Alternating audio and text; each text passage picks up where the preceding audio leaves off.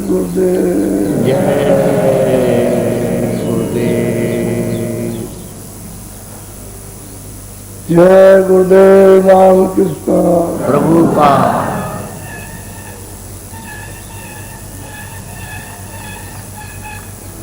जय गुरुदेव रामकृष्ण प्रभु का।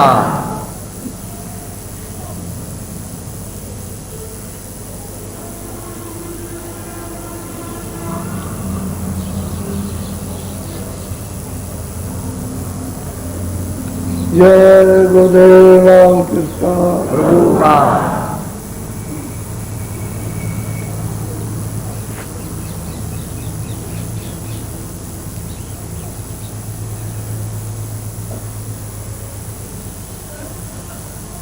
जो प्रेमी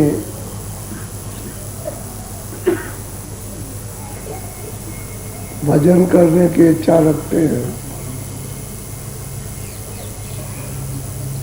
उनको सादा भोजन घर में भी करना चाहिए।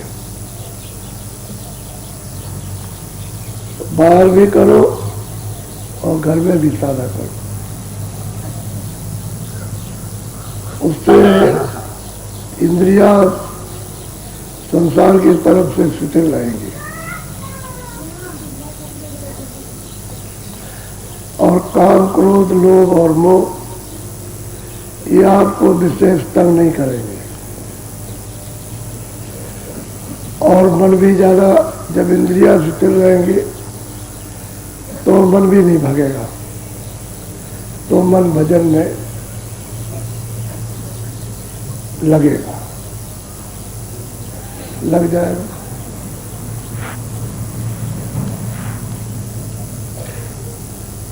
पहले लोग घर से निकलते थे तो कुछ न कुछ बना के ले जाते थे, रास्ते में किसी की दुकान पर नहीं खाते थे।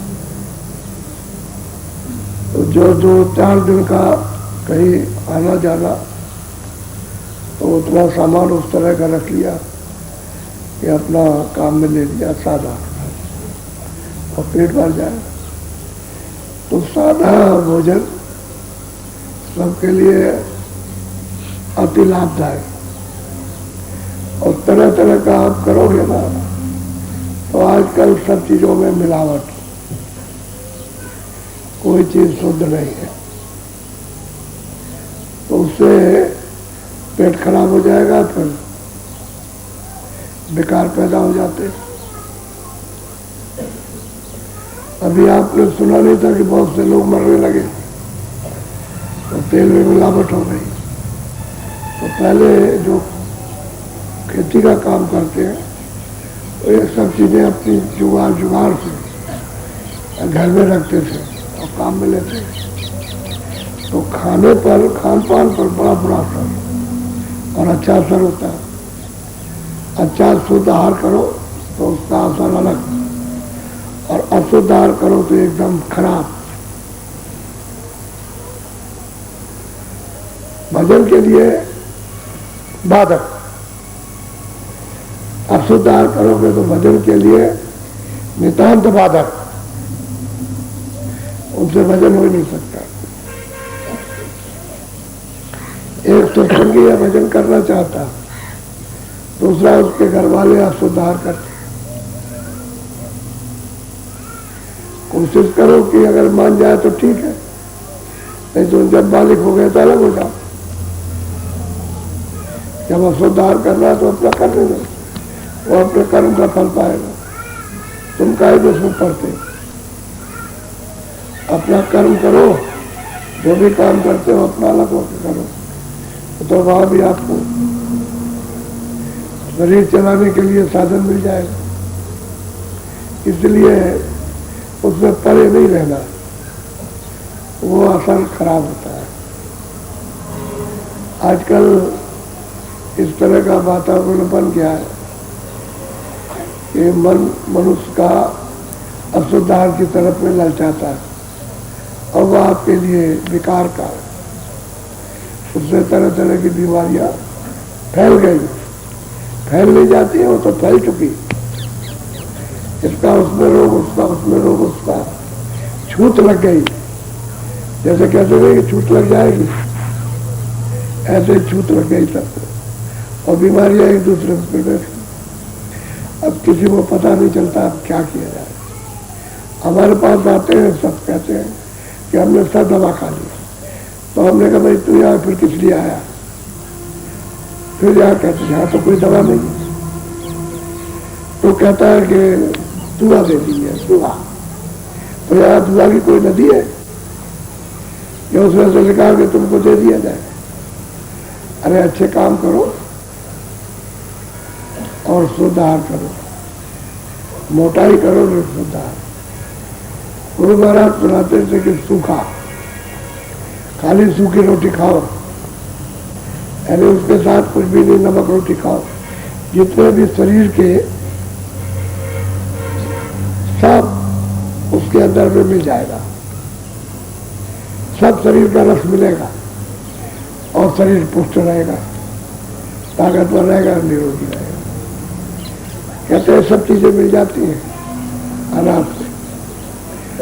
लोग जायके के लिए खाते हैं, तो जायके से लिए तो नुकसान करता है। सादा आहार बहुत अच्छा होता है।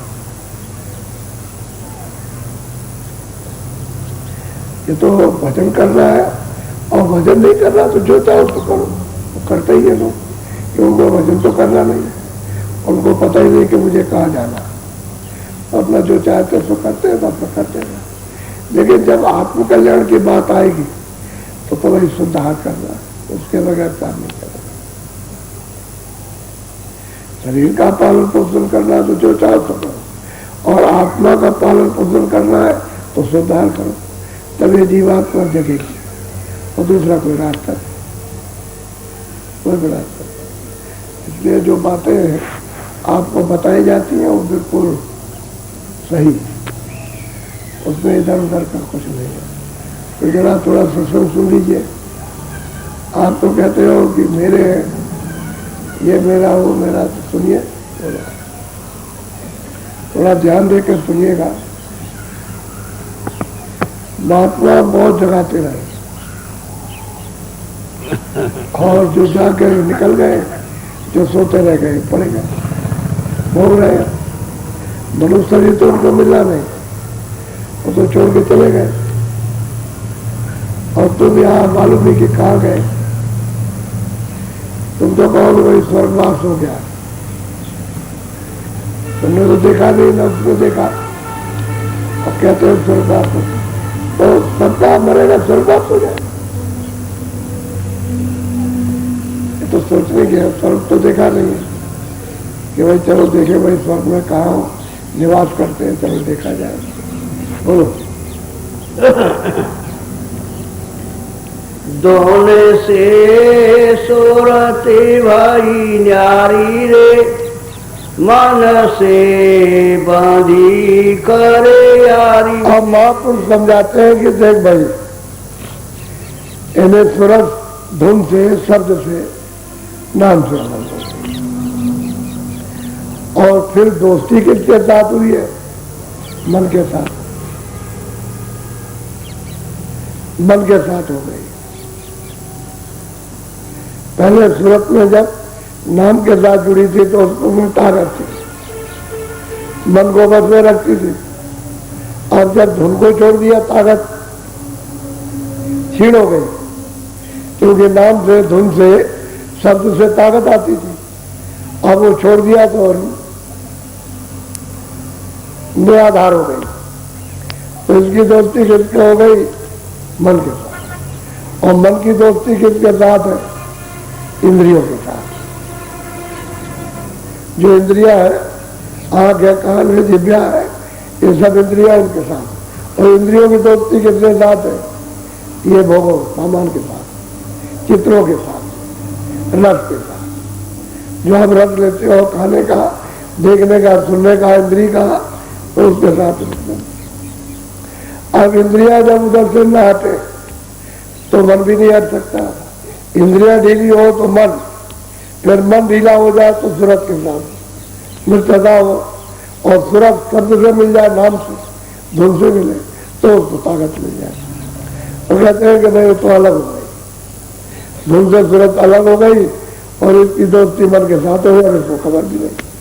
अब सूरत को मालूम नहीं कि मैं कौन हूँ, मैं कहा कि मैं कौन हूँ, मैं कैसे आई हूँ, मुझको कौन ले आया, कुछ नहीं लगा, बिल्कुल भूल गए। अब भूल गए बताया जाए तो उसे मतलब ही लेकिन विश्वास ही नहीं होता कि भाई तेरा कोई धनी है, तेरा पिता है, तेरा माता है, तेरा मालिक है कोई, तो मतलब उसको मालूम नहीं, तो भूल गए। ये बहुत युग बीत गए यहाँ मन के साथ दोस्ती करते करते, और मन फंस गया इंद्रियों के जाल में, बस ये भूल गए। अब इसे खबर कुछ बोलो। वो जाल फंसी झक मारी रे, घर छूटा फिरे। अरे कहते हैं कि वो जाल में फंस गए, कर्म किए जैसे उसको तो पता नहीं कौन कर्म अच्छा कौन बुरा, तो कर्म किए फिर गई वो 84 में, वहां अपना भोगती रही, रोती रही, चिल्लाती रही, रोती रही।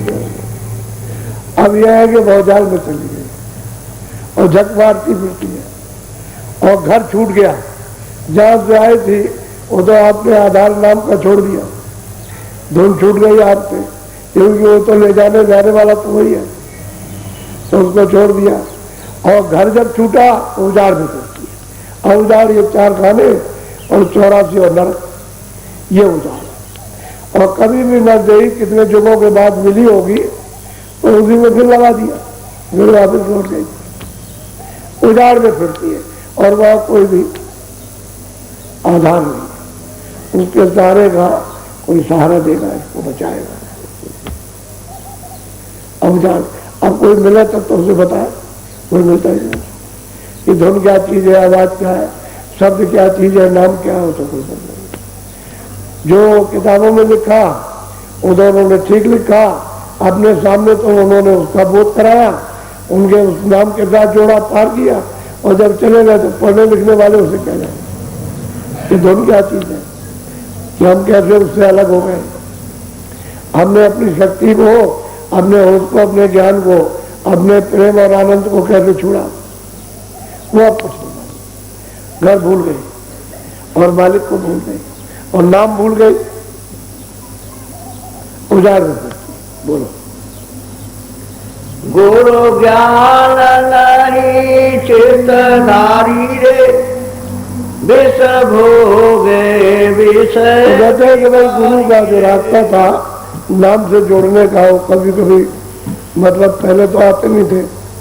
अब ये 700 वर्ष के अंदर जब महात्मा अपने घर से आए, जहाँ से हम सब लोग आए हुए, तो उन्होंने आकर के जीवों को चिताया, उन्होंने जीवों में ध्यान दिया, उनको नाम के साथ निचोड़ा, चढ़ा के ले गए, घर पहुंचाया, बताया देखो ये तुम्हारा घर है, और ये तो सब परदेश में तुम फंसे हुए थे, घर भी छूट गया था, आधार भी छूट गया, मारे मारे फिरते थे, तब हमको ये ज्ञान हुआ। तो 700 वर्ष के अंदर महात्मा आए अपने घर से, उन्होंने आकर के संदेश दिया। पहले तो कोई आया नहीं था, पहले तो जितने भी आए वो सब यहाँ भूलते चले गए, रास्ता बंद हो गया, कोई बताने वाला मिला नहीं, ये घर का रास्ता क्या है, बस रह गए वैसे। किताबें जो आए वो तो नीचे कोई थोड़ा और ऊपर, थोड़ा सा ऊपर, बस वो लिख करके चले गए, बताया तो कुछ नहीं। अब किताबों में लिखा वो किसी को समझे नहीं आता, करने वाले मिले नहीं। तो कहते हैं भाई वो महापुरुष जब नहीं मिले तो लगता कौन बताए। अब वो कहते हैं जब आए तो इनको जगाते, तो ये चेतते ही नहीं, जो बात कहते हुए चित्त में रखते ही नहीं, उसको उड़ा देते। तो घर तो छूट ही गया, आधार भी छूट गया, तो मारे फिरेगा बहुत सारा। अब खोज करते हैं आप महात्माओं की, और वो बताते हैं कि भाई तुमको ये गर्दई मिली है, किराए का मकान है, तुम इसको किसी तरह से अपनी बार सफल कर लो, काम में ले लो अपनी जीवात्मा के लिए। ये तो काम में लेते हो भोगों के लिए, अपनी कामना को पूरा करने के लिए, ये मोह ममता के लिए काम में लेते हो, तो ये तो तुम्हारा काम नहीं है। अरे जीवात्मा को घर पे पहुंचाने के लिए काम ले लो, वो असली तुम्हारा काम है। तो उसका तो काम किया नहीं, और बस ये काम करते हैं, विषय विकारों में फंसते आते, ये काम करते हैं। अब कोई कहता है कि भाई चलो वहाँ थोड़ा सा चले चलो, कुछ समझ लो, कुछ मतलब प्राप्त कर लो, कुछ दिया जा रहा, तो कहते हैं हमको जरूरत नहीं, तो भूले हुए चेतते ही नहीं, जागते ही नहीं। अब कोई जगेगा तो जिसकी प्रारब्ध साथ देगी और जिसके उम्र में कृपा हो जाएगी वो तो थोड़ा जाग जाएगा, होश में आ जाएगा, बाकी तो सब भूले हुए बोला। सिर भार उठावत भारी रे जमदंड सहे। वो कहते हैं कि भाई जो कर्म का अधिकार आपको दिया है उसका भार सिर पर लग गया, तो ये तो सरकार ने यानी 3 लोग के मालिक ने ये विधान बनाया, आपको अधिकार दिया, उसका उल्लंघन करते हो सिर पर भार लाते, और सरकारी जो दंड है 4 खानों का उसको भोगते हो। उन्होंने कहा वो देखो ये जो तुम कर रहे हो ये सजा मिलेगी, मैं कारागार में बंद करूंगा, सख्त दंड दूंगा, सजा दूंगा तुमको। तो उसमें तो सरकारी होता है तो किसी को छोड़ता नहीं, जिसने नियम बनाया आप उसका उल्लंघन करते हो तो सरकारी है, और कर्मों का भार आप लाद रहे हो, आप ना करते हो अपना लादते हो, और वो दंड देता, सजा देता, उसके यहाँ माफी नहीं है। कोई आदमी कहे कि भाई जिसने नियम बनाया वो माफ कर देगा, जिसने अधिकार दिया वो नहीं माफ करेगा, तो कहते हैं भाई तुम क्यों करते हो, अपनी इच्छा, अपनी कामना, अपने स्वार्थ, अपने मतलब, अपने उसके लिए करते हो, हमने तो नहीं कहा कि करना, ना हमने न कहा ना हमने कहा करो, वो दोनों में किसी में शामिल नहीं है। आप अपनी इच्छा है, अपना अपना करो, अपना अपना भोगो, तो सरकारी है आदेश, उसका तो दंड आपको मिलेगा। तो कहते हैं भाई जन का फिर दंड सहते हो, रोते चिल्लाते हो, कौन सुनता है? अरे ये जब 84 में पशु पंछी में जो पड़े रो रहे चिल्ला रहे, कौन सुनने वाला? और कब इनका छुटकारा होगा? कल के कल बीत जाते हैं, कितने युग बीत जाते हैं, तब भी उनको 84 छूट करके मनुष्य शरीर में आने का मौका नहीं मिलता, और अब मौका मिल गया तो तुम फिर उसी में लगेंगे। तो इस नजदीक से कुछ काम करो, ये तो सरकारी अधिकार है, और क्या वो तो आपको सजा देगा, नहीं छोड़ेगा। वो तो संत ही माफा माफ करते हैं, दूसरा कोई माफ करने का किसी के पास अधिकार ही नहीं है, वो तो भोगने का है, तो जो करोगे वो आप भोगोगे। अच्छा करो तो अच्छा, बुरा करो तो बुरा। संत महात्मा दोनों को रफा दफा कर देते हैं, वो ना पुण्य को रहने देंगे ना पाप को रहने, तभी तो जीव छुटकारा पाएगा और घर में जाएगा। ऐसे कैसे जा सकता है? वो मिलते नहीं है कि आपको मैंने वो रास्ता बताए और स्वर्गों को नाम से जोड़े और उतारे बाहर, वो मिलेंगे नहीं, और आप उनके पास जाते नहीं हो, और जाते भी हो तो बस वही पुरानी लकीर के फकीर जो कर रहे थे वही करते रह गए, और कहते हो कि हम तो वह जाते हैं, कुछ वही क्रिया करते हो जो कर रहे थे, और वो सब क्रिया झूठी है, धोखा है फंसने का, उसमें रास्ता नहीं है, रास्ता छोड़ करके कर रहे हो, तो जो कर रहे हो उसका फल मिल जाएगा,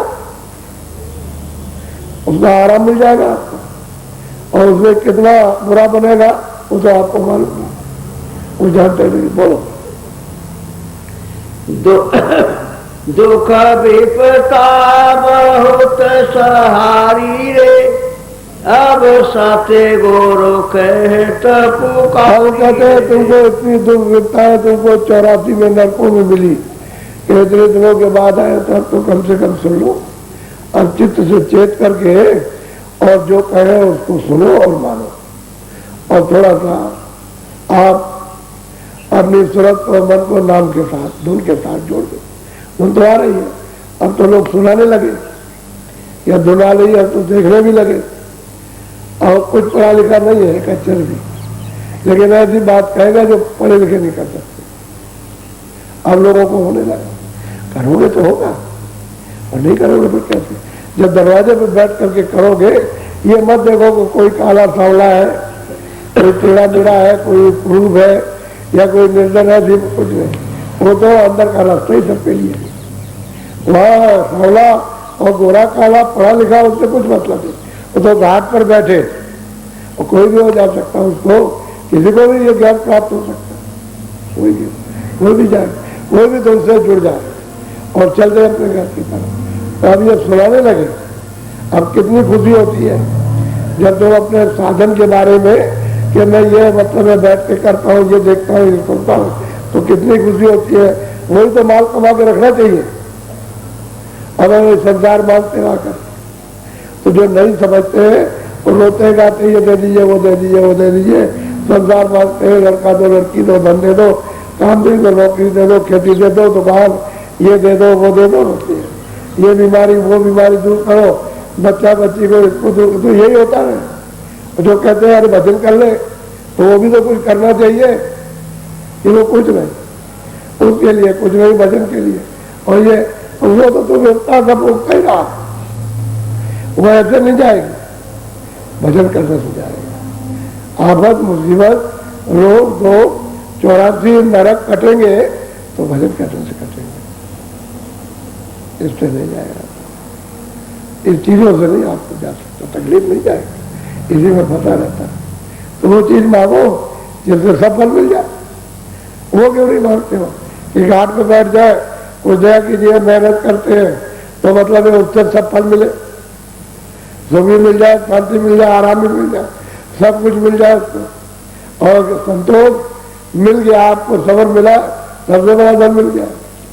सब्र मामूली चीज है, संतोष सब्र मिलता है, सबसे बड़ी दौलत मिल गई। ठीक है, मालिक ने जो दिया बहुत दिया, बड़ी दया उसकी, ये छोटी बात नहीं है, बहुत बड़ी चीज है। लेकिन नहीं संसार और बात का, तो वो आपको सत्संग के बचनों को तो आप याद नहीं करते, उसकी महिमा तो समझते नहीं, बस ये घसीट करके बात बोलो। सोने मान बचन मेरा प्यारी रे, घट उलटो लखे सूरत, तुम मनुष्य रूपी तन में, शरीर में मेरे बचनों को मान ले और घाट पर आकर के बैठा ले सूरत को, समझ गए। और जैसे ही बैठेगी उधर बस समझ ले कि लख उजारी ले, यदि तेरी आंख खुलेगी उजाला देखना शुरू कर दे, ओ अंधेरा चला जाए, उजाला हो जाए।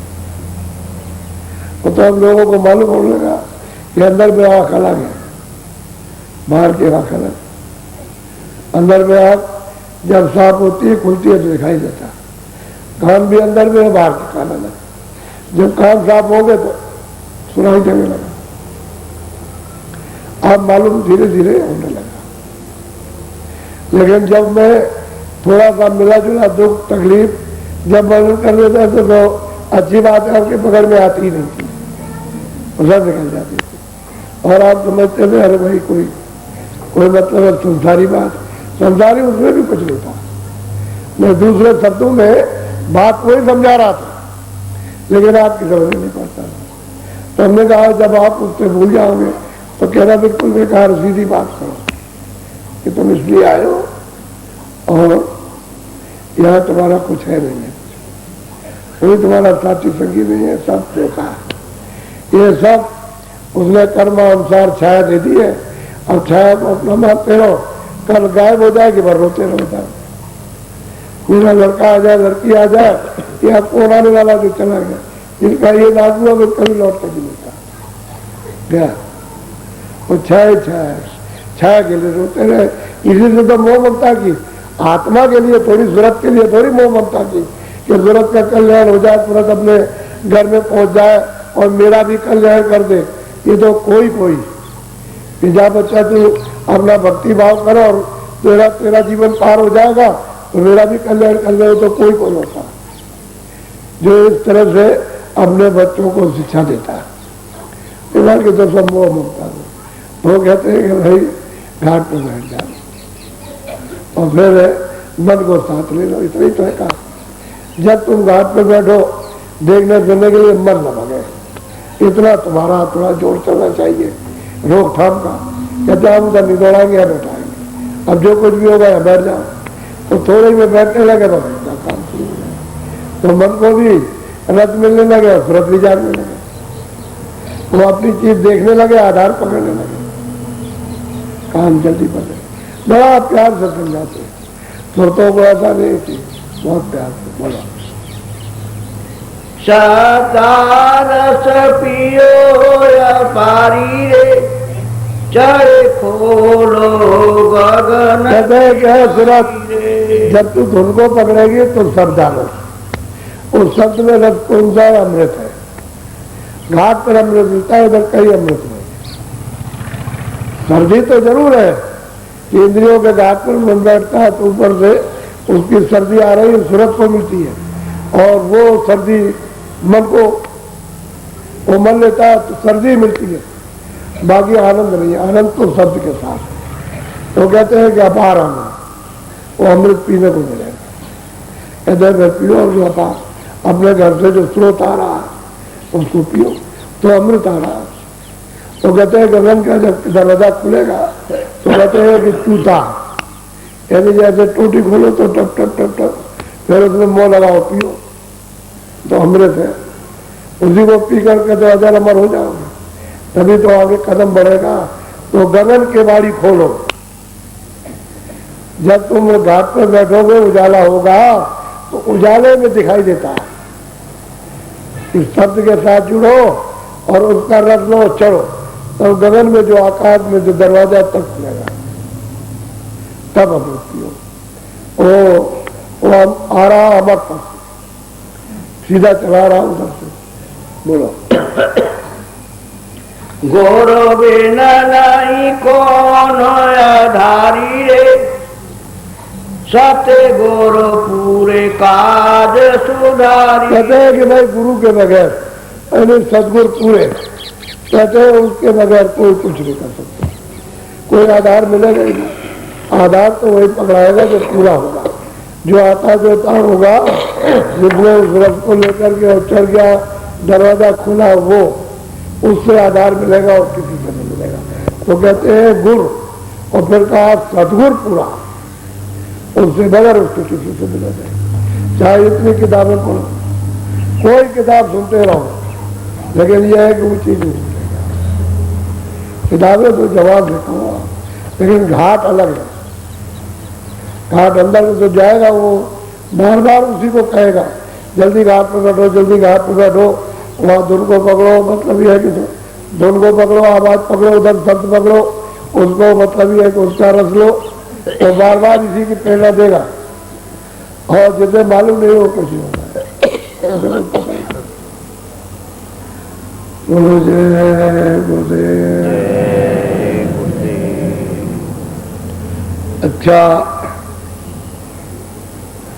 अब आप भजन पे बैठेंगे। आप और कान बंद करके घाट पर ऊंचा ऊंचा आप ध्यान से कानों को लगाकर सूरज के कानों से सुनो, उस ध्वनि को सुनो, उस आवाज को। बंद कर लो आंख और कान।